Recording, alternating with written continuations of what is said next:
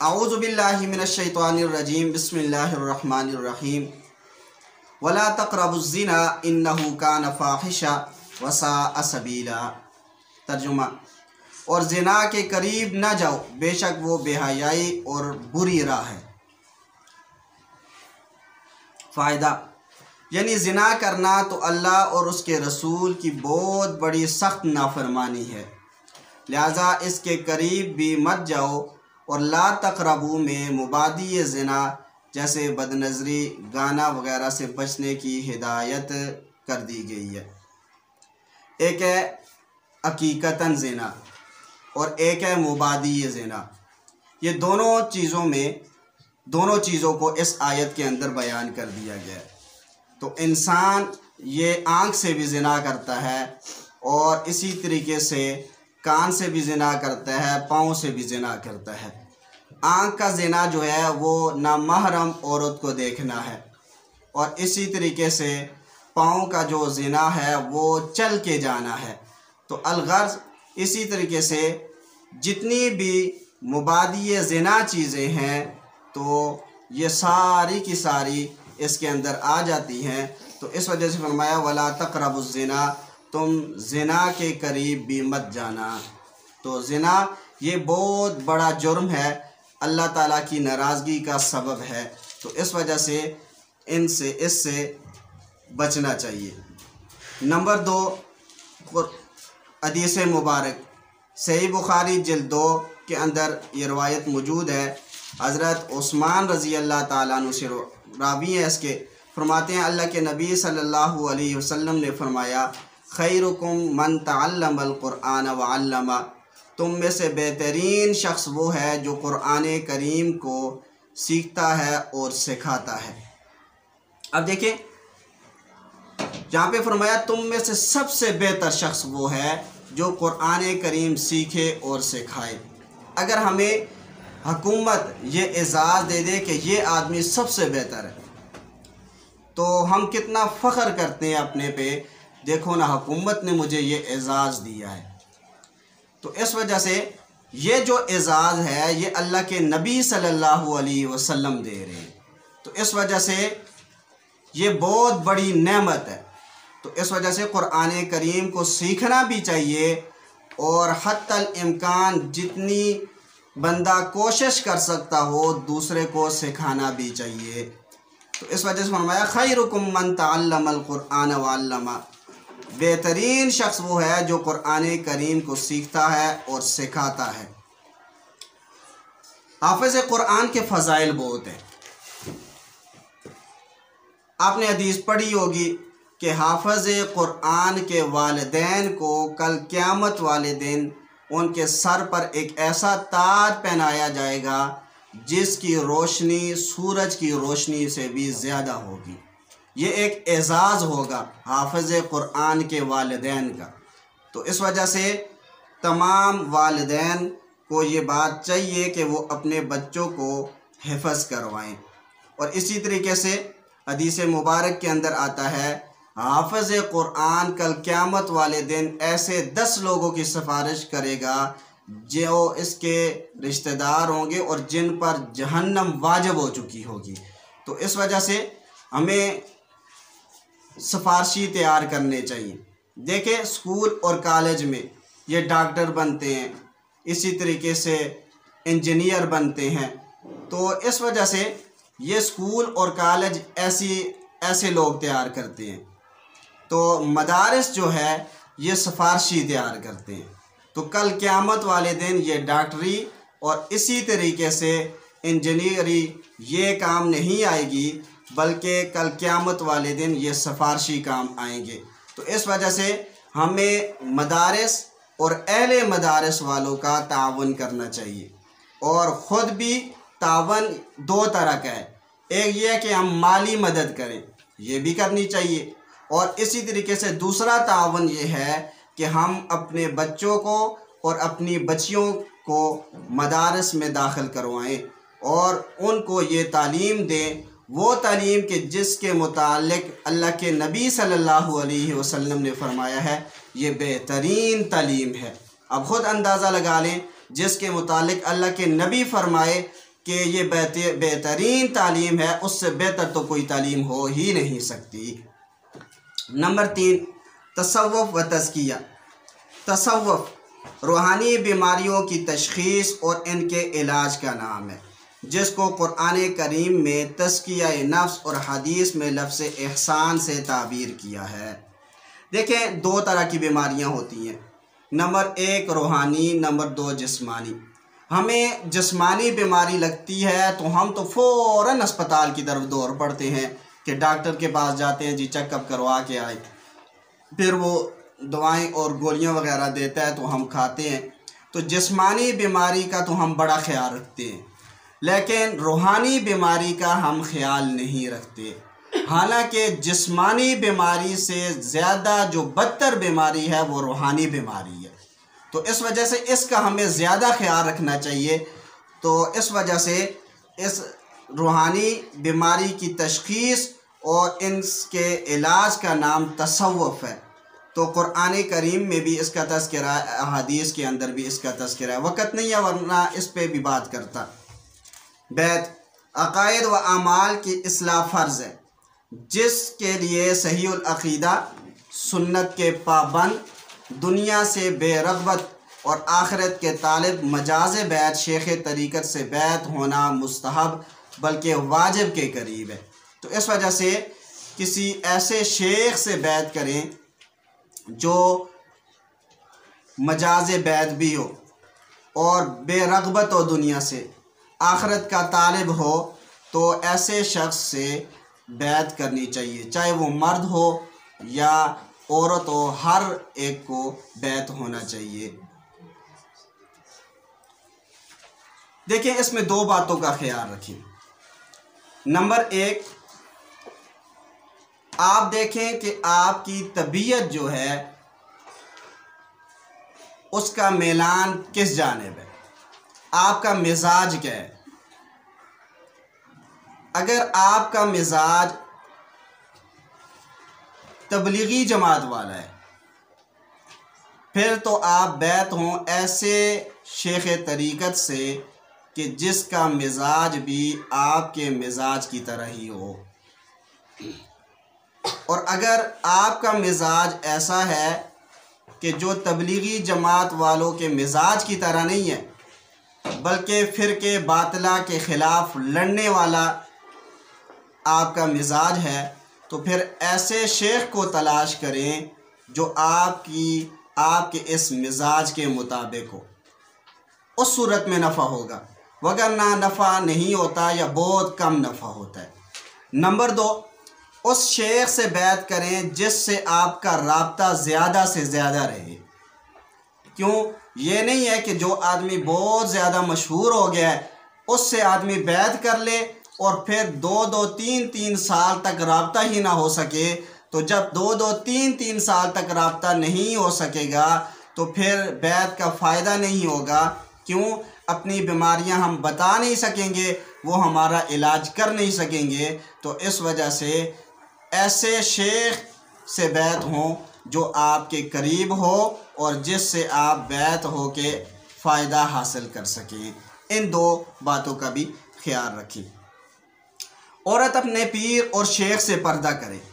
सुनन अबी दाऊद जिल्द 2 के अंदर रिवायत मौजूद है। अन आयशा रज़ी अल्लाह ताला अन्हा क़ालत, हज़रत आयशा रज़ी अल्लाह ताला अन्हा इसकी रावी हैं,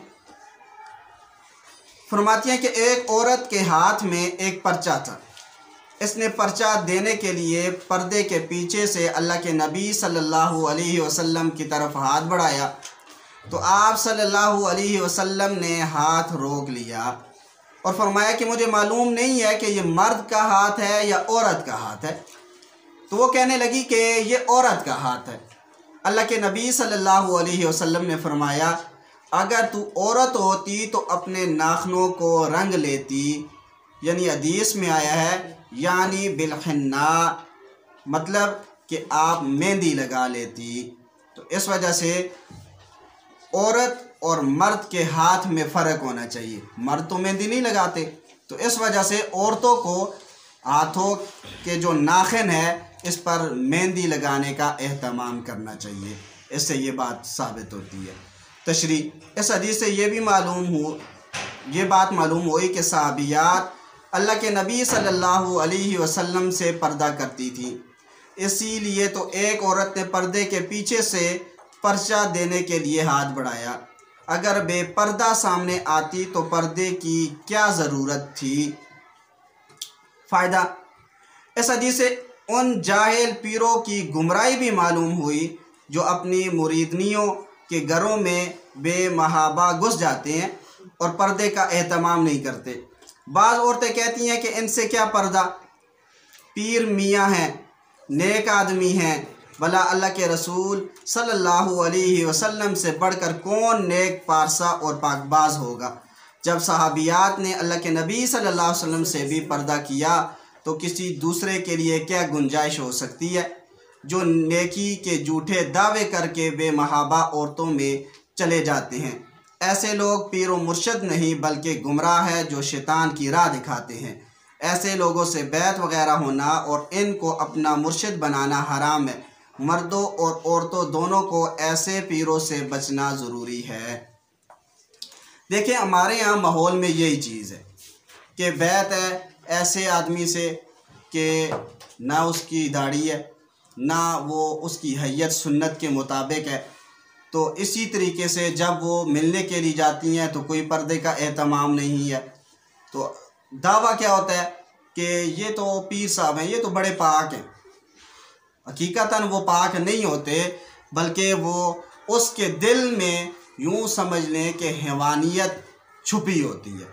तो इस वजह से इन चीज़ों से बचना चाहिए। तो बाज़ दफ़ा पीर ऐसे होते हैं ना नमाज का एहतमाम है ना कोई और कहते हैं जी ये बड़े पहुंची हुई सरकार है, जी पहुंची हुई है। इससे एक लतीफ़ा ज़हन में आया है, एक किताब में पढ़ा था। एक पीर साहब थे वो अपने मुरीद के घर चले गए। जब मुरीद के घर गए तो वहाँ पे जो मुरीदनी थी उसे ये बात नापसंद गुजरी कि पीर साहब हैं, हमारी बैठक में बैठे हुए हैं 2-3 दिन से, और साथ में 8-10 जो है वो मुरीद भी आए हुए हैं। तो नमाज का वक़्त होता है, ना वो नमाज के लिए जाते हैं ना कोई और, तो ये कैसे पीर साहब हैं। तो वो मुरीदनी, वो जो औरत थी, वो अपने शोर को बुलाती है और कहती है कैसे पीर को लाए हो जो ना नमाज के लिए जाता है ना कोई और, बस जिधर देखो कभी एक चीज़ मंगवा के खा रहा है कभी दूसरी, ये क्या है। तो वो कहने लगा ऐसी बात ना करो, बल्कि ये पहुंची हुई सरकार है, ये बैठे यहाँ पे हैं लेकिन नमाज ये मदीना में पढ़ रहे हैं। तो आप ख़ुद अंदाज़ा लगाएं। जब उसने ये बात कही तो वो कहने लगी अच्छा चलो इसका इलाज भी करती हूँ। तो ऐसा किया। अब वो पीर साहब से बार बार अपने जो करामात है वो दिखाने की, करामात तो नहीं तो करामात दिखाने की बात करते, कहते फलां जगह पे जाओ, वहाँ पे देखो आग लगी हुई है। अब वो पहले ही 2-3 मुरीदों को भेज देता था जाके वहाँ पे आग लगा के आ जाओ। तो लोग गए और देखा कि वाक़ियतन वहाँ पे आग लगी है। तो उन्होंने कहा कि वाक़ियतन ये तो बड़ी पहुँची हुई सरकार है। तो अब ये जो लड़की थी इसने कहा चलो इनके दिमाग को भी ठीक करती हूँ। इसने ऐसा किया, घर में चावल बनाए, चावल बना के जो दही वगैरह था वो चावलों के नीचे डाला, ऊपर चावल डाल दिए और बिल्कुल सूखे चावल, और वो भेज दिए। जब पीर साहब के सामने गए, पीर साहब कहने लगे तुम्हें शर्म नहीं आती, ठीक है, इतनी पहुंची हुई चीज़ों में और तुमने ये सिर्फ सूखे चावल रख दिए हैं मेरे सामने। अब वो कहने लगी अच्छा पीर साहब आपको इतने दूर से आग तो नज़र आ जाती है, लेकिन ये जो चावल हैं इनके नीचे आपको दही नज़र नहीं आया। अब उसका दिमाग ठीक हो गया। तो इस वजह से बाज़ ऐसे पीर भी होते हैं जिनके सिर्फ दावे होते हैं, ये अपने मुरीद चेले रखे होते हैं, ये सब कुछ करते हैं और ये इनको मशहूर करने की कोशिश करते हैं। हकीकतन इनका दीन के साथ ताल्लुक़ बहुत ही कमज़ोर होता है, बल्कि नहीं होता। तो इस वजह से इन चीज़ों से इज्तिनाब करना चाहिए। नंबर 4, नफल नमाज़ें। नमाज पंजगाना के अलावा कुछ ख़ास अवकात में या ख़ास मकासद के लिए नफल नमाज़ों की फ़जीलत भी अहादीस मुबारक में आई है, जिन में से मारूफ ये है नमाज तहज्जुद। इसका बेहतरीन वक़्त सुबह से थोड़ा पहले रात का आखिरी हिस्सा है। अल्लाह के नबी सल्लल्लाहु अलैहि वसल्लम का मामूल 8 रकात का था। ये नमाज अल्लाह के नबी सल्लल्लाहु अलैहि वसल्लम के लिए फ़र्ज़ थी, अलबत्ता उम्मत के लिए नफल और इंतहाई बाफजीलत नमाज है। Number 2, Ishraq. इस नमाज का वक़्त सूरज तुलू होकर कुछ बुलंद हो जाने से लेकर तकरीबन 2.5 घंटे तक है। इसकी 4 या 2 रखते हैं। इशराक का वक़्त ख़त्म हो जाने पर इसका वक़्त शुरू होता है और दोपहर से पहले तक बाकी रहता है। इसकी 4 या 8 रखते हैं। अवाबीन।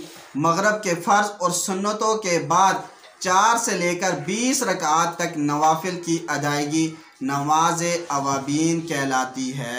नमाज तौबा। उमूमी गुनाहों पर या किसी ख़ास गुनाह पर अपनी तौबा को मुअस्सर बनाने के लिए 2-4 रकात नमाज तौबा पढ़कर खूब गिड़गिड़ा कर माफ़ी मांगी जाए। इसका कोई वक़्त मुकर्रर नहीं है, किसी भी वक्त बशर्ते कि मकरूह अवकात ना हो तो पढ़ी जा सकती है। नमाज हाजत। कोई ज़रूरत फंसी हो, कोई मसला हल ना हो रहा हो या कोई मुश्किल दरपेश हो तो 2 रकात पढ़कर ख़ास उस हाजत के लिए अल्लाह से मांगा जाए। नमाज इस्तिखारा। किसी मसले में बात एक तरफ ना लग रही हो, राय में इस्तेहकाम ना आ रहा हो, नफ़ा नुकसान वाज़े ना हो रहा हो तो 2 शिकों में से एक की तायीन में अल्लाह से मदद मांगने के लिए ये नमाज है।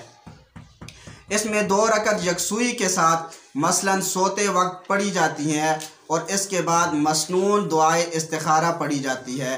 दुआए इस्तिखारा ये है, अल्लाहुम्मा इन्नी अस्तखीरुका बिइल्मिका वस्तक़दिरुका बिक़ुदरतिका व अस्अलुका मिन फ़ज़लिकल अज़ीम फ़इन्नका तक़दिरु वला अक़दिरु व तअलमु वला अअलमु व अंत अल्लामुल ग़ुयूब। अल्लाहुम्मा इन कुन्त तअलमु अन्न हाज़ल अम्र खैरुल ली फ़ी दीनी व मआशी व आक़िबति अमरी व आजिली फ़क़दिरहु ली व यस्सिरहु ली सुम्मा बारिक ली फ़ी व इन कुन्त तअलमु अन्न हाज़ल अम्र शर्रुल ली फ़ी दीनी व मआशी व आक़िबति अमरी व आजिली फ़स्रिफ़हु अन्नी वस्रिफ़नी अन्हु वक़दिर लियल खैर हैसु काना सुम्मा अर्ज़िनी बिही।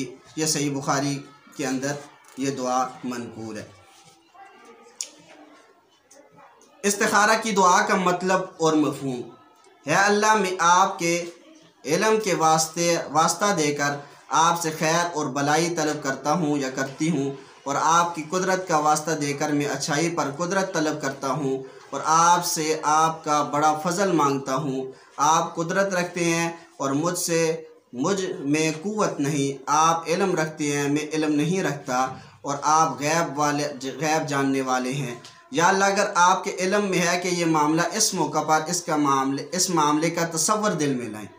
ये जो है ना, अन्ना हाज़ल अम्र खैरुल ली फ़ी दीनी, ये जब लाएं तो जिसके लिए इस्तिखारा कर रहे हैं, मेरे हक़ में ये बेहतर है, मेरे दीन के लिए भी ये बेहतर है, मेरी माश और दुनिया के एतबार से भी बेहतर है और इंजामकार के एतबार से भी बेहतर है और मेरी फ़ौरी नफ़ा के एतबार से और देर फ़ायदा के एतबार से भी, तो इसको मेरे लिए मुक़द्दर फरमा दीजिए और उसको मेरे लिए आसान फरमा दीजिए और उसमें मेरे लिए बरकत पैदा फरमा दीजिए। और अगर आपके इल्म में ये बात है कि ये मामला इस मौका पर इस मामले का तसव्वुर दिल में लाएं जिसके लिए इस्तिखारा कर रहे हैं, मेरे हक़ में बुरा है, मेरे दीन के हक़ में बुरा है या मेरी दुनिया और माश के हक़ में बुरा है या मेरे अंजामकार के एतबार से बुरा है, फ़ौरी नफ़ा और दीर पार नफ़ा के एतबार से भी बेहतर नहीं है, तो इस काम को मुझसे फेर दीजिए और मुझे इससे फेर दीजिए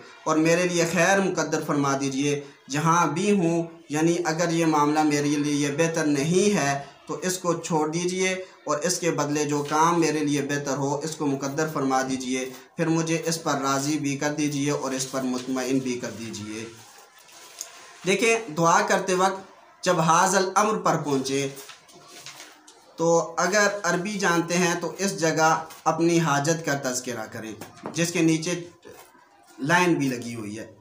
यानी हाजल अमरा की जगह अपने काम का नाम लें।